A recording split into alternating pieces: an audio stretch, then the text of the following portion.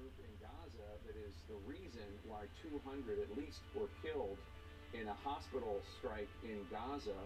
In the hospital, doctors and nurses were treating hundreds of already wounded Palestinians. CNN reports thousands of others were taking shelter at the hospital at the center of Gaza City.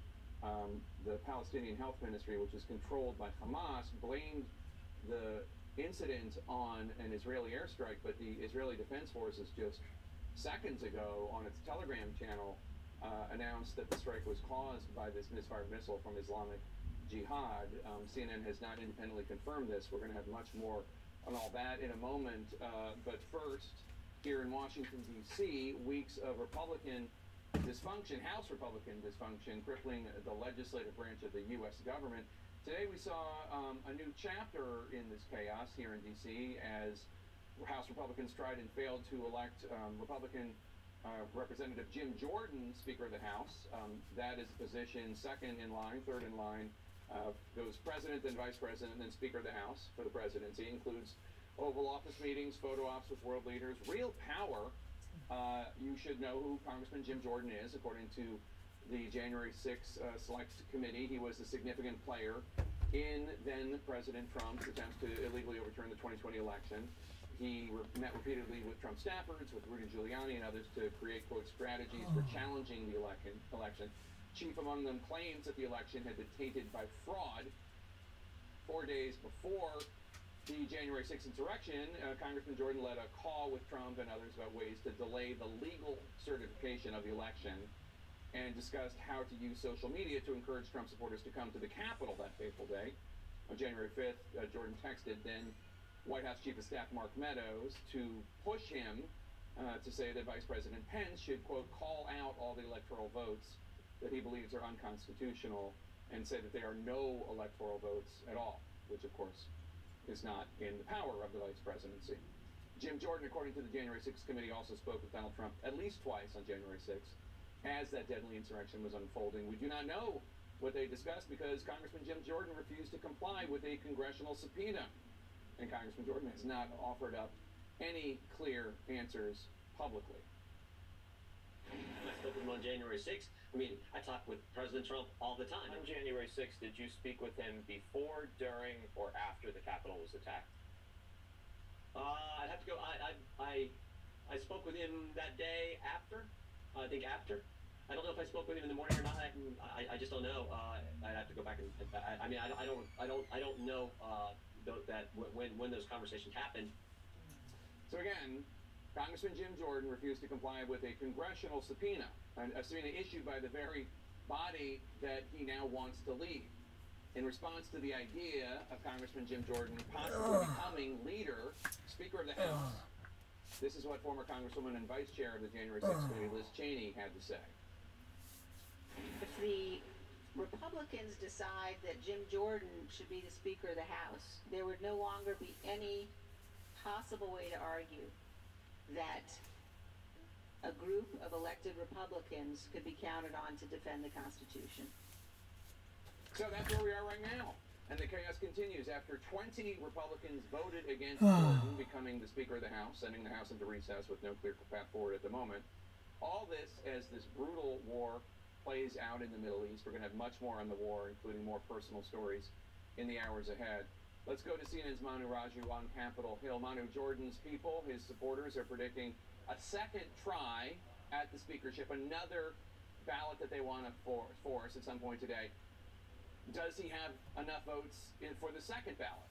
At the moment, he does not, Jake, which is why right behind the scenes right now, Jim Jordan is in the Republican whip's office, Tom Emmer, meeting with some top Republicans, including key committee chairmen, in an attempt to try to assuage those concerns, win over some of those holdouts, talk about things that they want, to try to bring them over to the Jordan side. But we're told from Jordan allies that there is a real fear that if this drags out into multiple ballots, that perhaps that opposition could actually grow. That could actually completely undermine his speakership bid.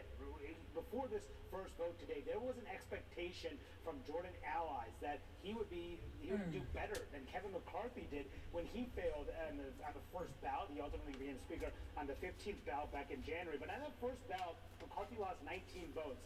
Today, Jordan lost 20 Republican votes. That is a major concern as they tried to close the gap. Earlier, given the fact that some of those Republicans voted for McCarthy on the floor, and whether he believes Jordan should drop out, he is giving advice to Jordan, and he's urging him to stay in the race, potentially for multiple more rounds of balloting. Jordan has just as many votes as I had on the first round. I think the difference here too, we have rules so we can sit down, talk to the other members, and be able to move forward. And I asked Jordan himself whether he would continue beyond the second ballot. If he falls short of 217 votes sometime tonight, will he go to a third ballot? He would not answer that directly, other than saying, we need to elect a speaker, we need to get the House moving, because in the aftermath of that historic and unprecedented ouster of Kevin McCarthy 2 weeks ago, nothing could get done here in the U.S. House, but it was that very reason that the ouster of McCarthy that has led to several of those people who voted against Jordan to not support him here. They simply do not want to reward, in their view, the hardliners who ousted McCarthy and are now trying to elevate Jordan, which really speaks to the tension that still persists within the House GOP.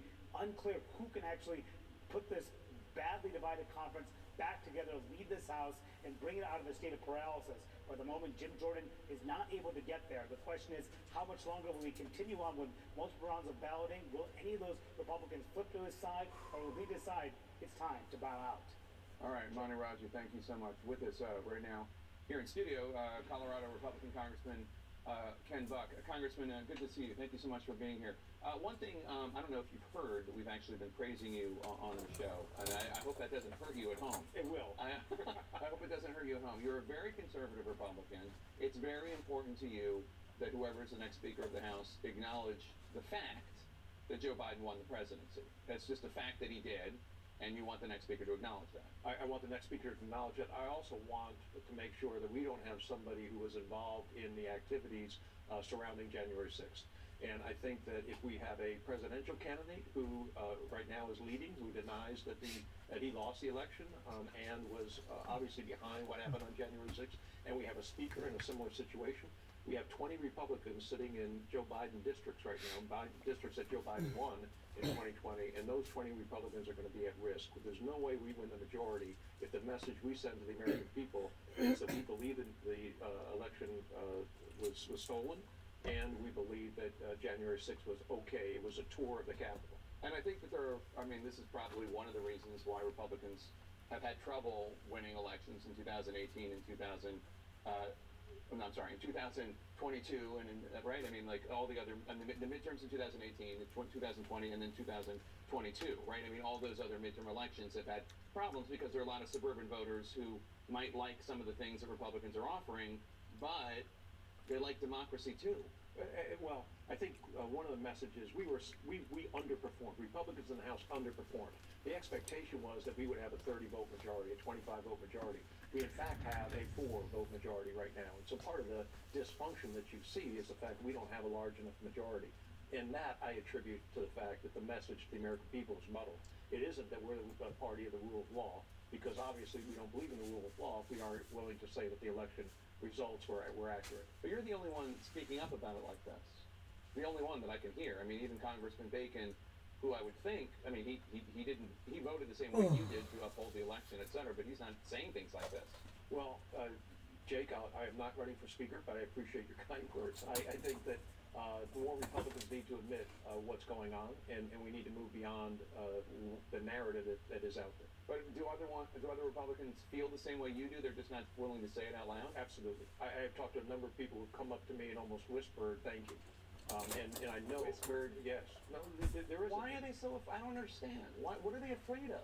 Well, the Republicans who are going to vote against Jim Jordan on the second ballot, which will be more Republicans. More. Absolutely.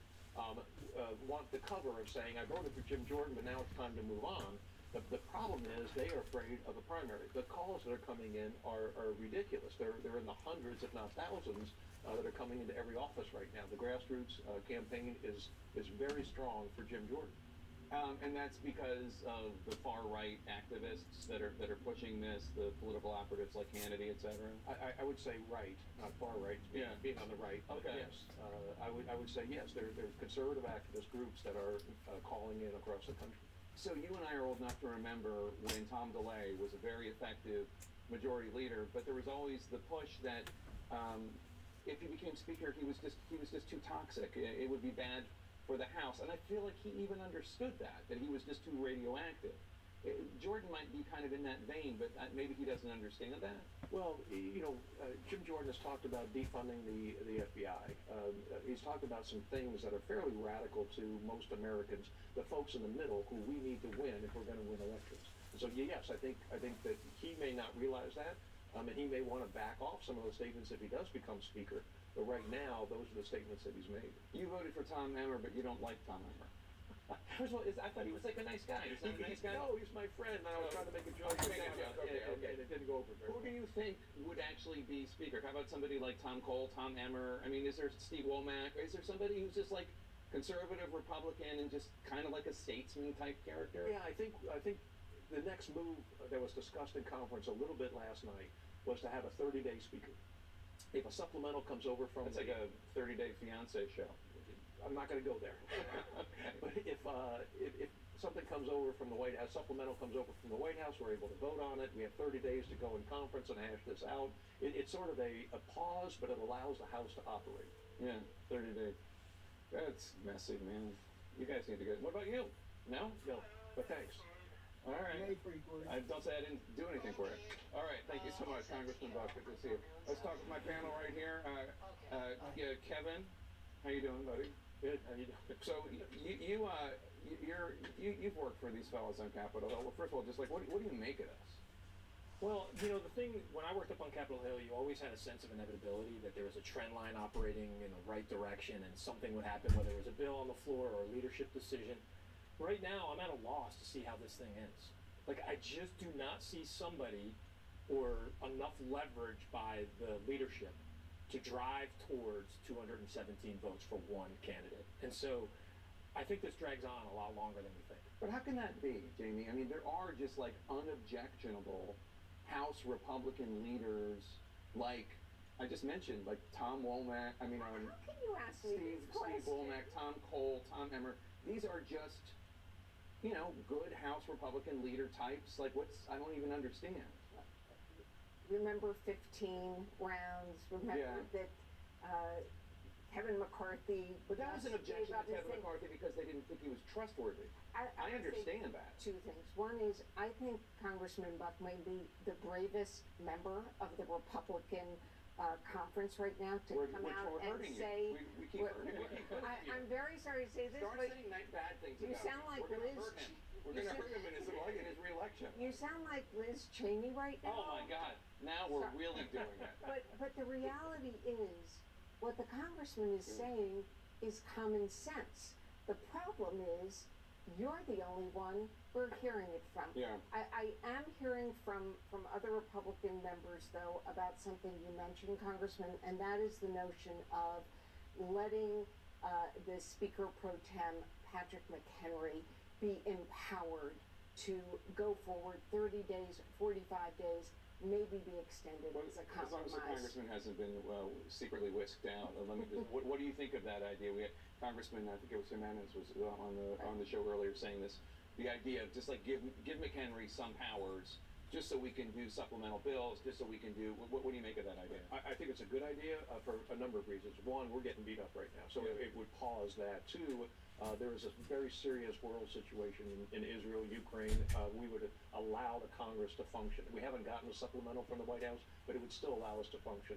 And third, it would give us time to get into conference behind closed doors and find that person to lead us for 1 year. We also have time for the shutdown if we don't fund the government. Yeah, until you guys sneak him out like Taylor Swift at a restaurant, we're gonna keep doing that. Just a warning. Jake, listening to you talk about, isn't there some conventional conservative Republican that there were some of those? Eric Cantor was one. He lost in a primary. John Boehner was one. He was ousted by a conference with a Jim Jordan-inspired Freedom Caucus on the rise. Kevin McCarthy may have been seen as one for many Republicans at one point. He was just vacated from his job. The reason is the Republican Party has moved. And so what is sort of a conventional conservative establishment Republican that can unify that way is no longer so for a critical swath of the Republican Party that is driving a lot of the energy inside. I think the key to understanding this is not to think rationally, Right. to think in a very non-linear way. But one of the questions I'd have for the congressman, if I may, what about the legality problems that you might have with empowering an acting speaker? And also, this is still an institution that operates on precedents. The precedent that you would set if you were to give an acting speaker authority, does that not some concerns that the conference has on that? There's no precedent for vacating a speaker. This is the first time that's ever happened. So you're right, there's no precedent for giving powers on a limited basis. I think what you'd probably have to do is just trust Patrick that he would give up power in 30 days. So he is the speaker. There's just an agreement that in 30 days we would have a new speaker, or 45, or whatever. And he has said he doesn't want the job, right? He has been, well, he said he doesn't want to be nominated by the Democrats for the job. If it was a Republican, and if one Republican has said he will file the motion, that's a little different. So he needs to go vote. So we're going to let him go. We're going to take a commercial break. Thank you one and all for being here. When we come back, we're going to keep covering these two massive stories. The United States of America legislative branch does not have a Speaker of the House, and of course, there is some horrible bloodshed going on in the Middle East. Stay with us. We'll be right back. We're back with today's other top story. Right now, an explosion of violence in the Middle East after a massive strike at a hospital in Gaza that killed hundreds, according to Palestinian officials. All as President Biden prepares to head to Israel, an extraordinary wartime trip. We're going to get to CNN's Clarissa Ward on the ground in Israel in a moment, but let's bring in CNN's MJ Lee at the White House. MJ, the Gaza hospital strike is already impacting President Biden's trip to Israel even before he's left Washington. That's right, Jake. The president was supposed to be wheels up within a number of hours, but already his itinerary has been affected. The Palestinian Authority President Mahmoud Abbas pulling out of what was supposed to be his meeting with President Biden that was supposed to take place in Jordan with a number of other regional leaders, obviously as these horrific images and scenes and reports of hundreds of casualties and deaths pouring out of this hospital in Gaza. And so far, Jake, I can tell you that White House officials, U.S. officials that we have been reaching out to, we've really been met with radio silence. Nothing yet officially from the U.S. side in terms of a reaction to this deadly strike in Gaza, this hospital strike. Also just nothing in terms of any kind of reaction, any changes potentially to the president's trip. Again, that was supposed to commence in just a number of hours. Jake, I think it goes without saying that all of this just happens to so vividly and unfortunately capture just what an extremely volatile situation this is that the president is walking into, both physically and diplomatically. Obviously, one of the key issues that the president planned to address and try to sort of make progress on was supposed to be sort of the diplomacy side of this, trying to also stress minimizing civilian casualties as much as possible. And now we have a situation just on the eve of the president making this trip, a situation where the different sides are giving conflicting reports of who is even responsible for this deadly strike. The IDF is saying that it wasn't the Israelis. This was a failed rocket launch. And obviously Hamas has been saying that this is on the hands of the Israelis. So even before the president has physically made this trip, has gone to the region, we are seeing just what an incredibly volatile and complicated situation he is walking into. Again, Jake, I think the fact that we have yet to hear anything official from the White House and U.S. officials goes to show they are scrambling right now to try to gather as much intelligence as possible so that they can put something out addressing the strike itself, and then obviously trying to figure out what all of this means for his trip, because again, a part of his agenda has already been affected. He is no longer going to be meeting with one of the key players that he was supposed to meet with in Jordan. All right, MJ Lee at the White House, thank you so much. Let's go now to CNN's Clarissa Ward, who's on the ground in Ashkelon, Israel, which is a few miles north of the Gaza border on the Mediterranean Sea. Clarissa, what do we know for sure about this hospital strike? What we know for sure, Jake, is that there has just been an astonishing loss of life here. just horrific scenes in the videos that are starting to come in. We've been hearing from Palestinian authorities 200 to 300 killed, but Hamas is now saying on their official Telegram channel that they believe 500 people were killed. Obviously, it's very difficult to know exactly those numbers, as they will be going through the rubble through the night, trying to find how many people were killed in the attack. We do know that thousands of people were taking shelter in the Al-Ahli Baptist Hospital. This is a hospital in Gaza City. This is in the northern part of Gaza. That is the part of the enclave that IDF had asked people to evacuate back on Friday, but many people, Jake, including many who we've spoken to, simply were not able to evacuate, either because they couldn't find somewhere to go or they didn't have a proper means of transportation. There was also heavy Israeli strikes along the border, the southern border, this morning, which then, of course, makes people afraid to leave their homes. So, for the moment, what we know is that there is a huge amount of anguish and rage on behalf of people living in Gaza and in the West Bank and, frankly, all across the region, a sense of just disbelief that a hospital could be targeted. The IDF, as you've mentioned before, saying that they were not responsible, that it was potentially a misfired rocket from a group known as Islamic Jihad inside Gaza. Palestinian officials categorically denying that, saying that this was an Israeli strike. But what we certainly know, Jake, is that this is a hideous and very bloody inflection point in this conflict. It raises the specter of much more violence, not just in Gaza, but potentially in other flashpoints as well, and indeed throughout the region. Israel has already come out and urged its citizens to leave Turkey, and all of this happening, as you just heard from MJ, as President Biden appears to make, is about to make his visit here, Jake. And Clarissa, you just mentioned the West Bank. We've seen violent protests there in the wake of the hospital strike. That's right. We saw them in the hours after it became clear just how many people had died in this hospital strike. You heard Hamas call on people throughout the world, basically, to go out and do whatever they could to give voice to their rage and anguish. Clearly, that call's been met by many, even those who don't necessarily support Hamas, but who feel that this is just a completely unjustifiable act of hideous violence. And so you saw those clashes taking place in the West Bank. You saw as well Mahmoud Abbas saying that he would not meet with President Joe Biden, canceling that meeting.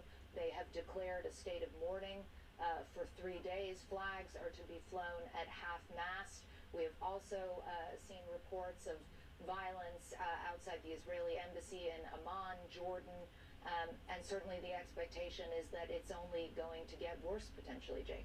All right, Clarissa, stay with me. We're going to have more in just a moment about this devastating hospital strike. But we're going to take a quick break. We'll be right back. We're back with more on that awful hospital strike in Gaza. CNN's Clarissa Ward is still with me. Clarissa, this obviously is awful, whomever is responsible.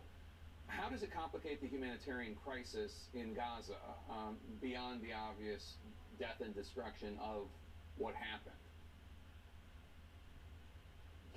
Well, I think it remains to be seen what the impact will be, Jake, but the assumption is that you will have all parties now retracting from previous agreements to kind of come together, in a sense, and work to create a mechanism that would allow aid to go into Gaza, that would allow foreign nationals to leave, potentially also some of the most seriously wounded to leave. The UN says that 600,000 people have left their homes in the northern part of Gaza, are currently in the south. They don't have water. Our own CNN producer has described having to boil water from the toilet to give to his family. They don't have electricity. According to the UN, they have about 6 days worth of food left in the stores, and after that, people who are already hungry will potentially not have anything to eat at all. And it has been very difficult at the best of times during this conflict, and there really haven't been any best times, but it has been difficult to get Egypt and Israel and Hamas and the U.S. and all these parties to come together and try to create this humanitarian corridor. One can only assume now that many people will want to simply walk away from it altogether, despite that flurry and intensification of diplomatic efforts. And so it's one of the sort of oldest cliches of war, but it happens to be very true, that it is the civilians who will suffer incredibly as a result of this. Already, those people who had fled their homes, who had been told to leave the north and go to the south, have found that they have arrived in the south of Gaza, and there have been strikes in Khan Yunis, and there have been strikes near the Rafah border crossing. And so for those who stayed in the north, they say, I spoke to one family today, they say, well, we're not going to leave because A, there's nowhere to go, and B, there's nowhere that's safe.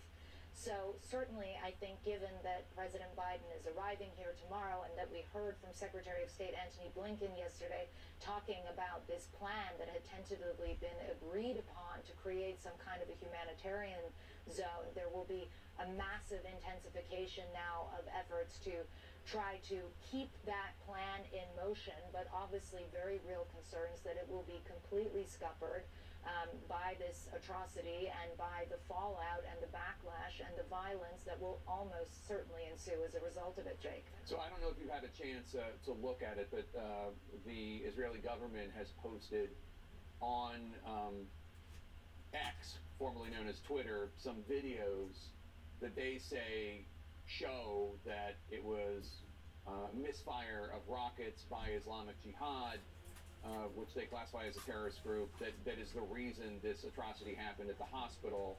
I am not an expert on figuring out what's a misfired missile versus a rocket, but you have much more experience in war zones. I don't even know if you have Wi-Fi where you are, but have you had a chance to look at this? We do have Wi-Fi. What I would say is this is an information war as well, Jake. Yeah, absolutely. And as journalists, we do our best to try to walk the line, and we have many different actors telling us all different sorts of things. We have an incredible open source investigative unit that is poring over that video and many other videos as well, trying to work out exactly what happened here. And as soon as we get a fuller picture, we will obviously bring it to our viewers. Yeah, no question about it. And it's just, as you note, everybody has the narrative that they want to push, and then there are, of course, the facts, and we want to bring the facts as soon as we can. Clarissa Ward in Israel doing a yeoman's job over there. Thank you so much for everything you're doing for our viewers. Really appreciate it. At the border of Gaza and Egypt, the Rafah crossing, thousands desperate to escape, but not allowed to escape, trapped as war rages on around them. We're going to bring you their stories next. Israeli officials say that the Rafah crossing, the one and only passage for civilians to get out of Gaza currently, remains closed, which means that the thousands of Palestinians waiting along the Egyptian border are stuck, trapped in an area that Palestinian officials say is under constant bombardment from Israeli airstrikes. CNN's Salma Abdelaziz shows us the dire humanitarian crisis on the ground, and a warning: some viewers may find this report disturbing. This city should be the way out of the war zone, but it too is caught in the crosshairs of Israel's relentless air assault. You are looking at the aftermath of airstrikes on Rafah. Thousands have flocked here in recent days, seeking safe passage, only to find more death. My children, oh God, please find my children. This man pleads. They're under the rubble. Oh God, please pull them out.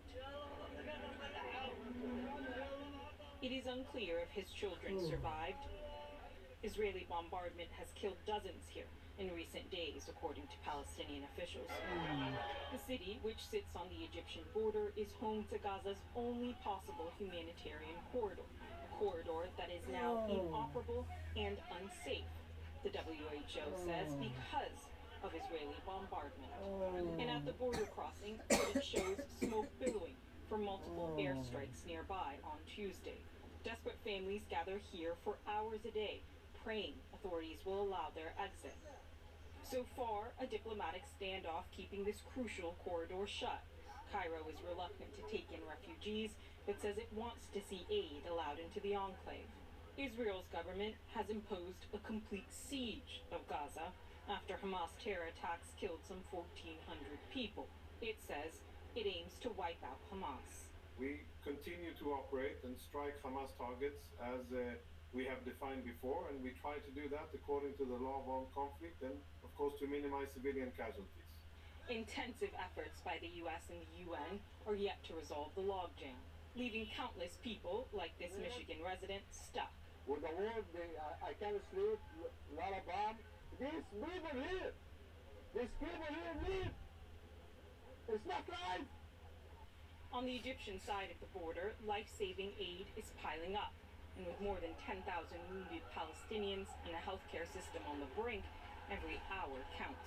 That's why it's critical to get there. This is for people like pregnant women. We know that there are 84,000 pregnant women, and many of them are delivering every day.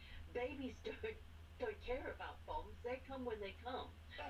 Gaza is in a stranglehold, rights groups say, under siege and under attack, with innocent civilians desperate to escape a growing hellscape. Salma Abdelaziz, CNN, London. And our thanks to Salma Abdelaziz for that report. It's been 10 days since Hamas launched its terrorist attack, and the horrors of what those terrorists did are still coming to light, and we're going to bring you some of those grim details next.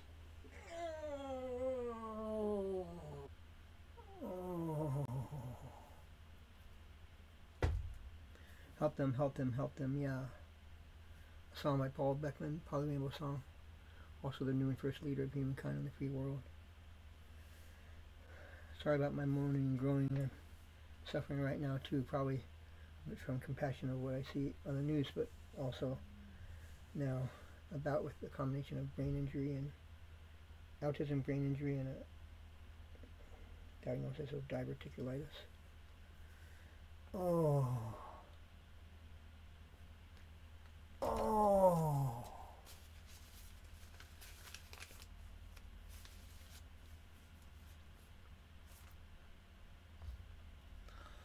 Oh.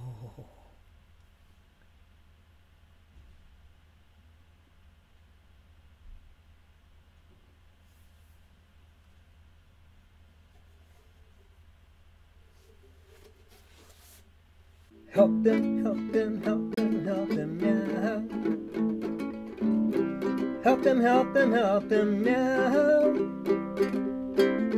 Help them, help them, help them, help them now. Help them now.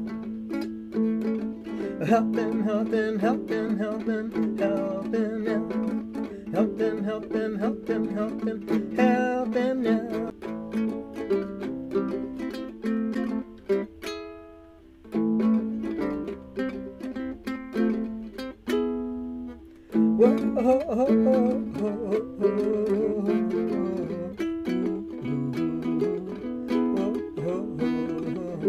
Help them, help them, help them, help them, help them now. Help them, help them, help them, help them, help them now. Help them, help them, help them, help them, help them now.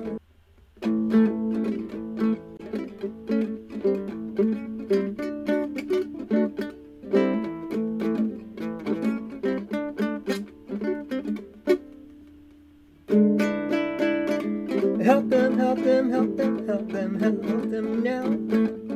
Help them, help them, help them, help them, help them now. Help them, help them, help them, help them now. Help them, help them, help them, help them now. Help them, help them, help them, help them, help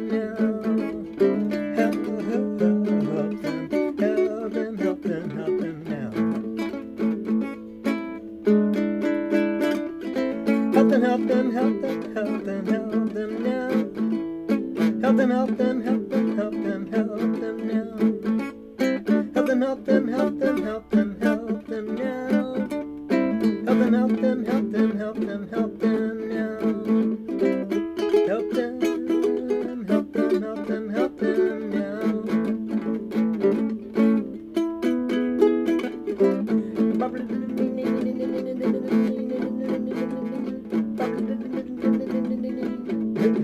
Help hey, hey, hey.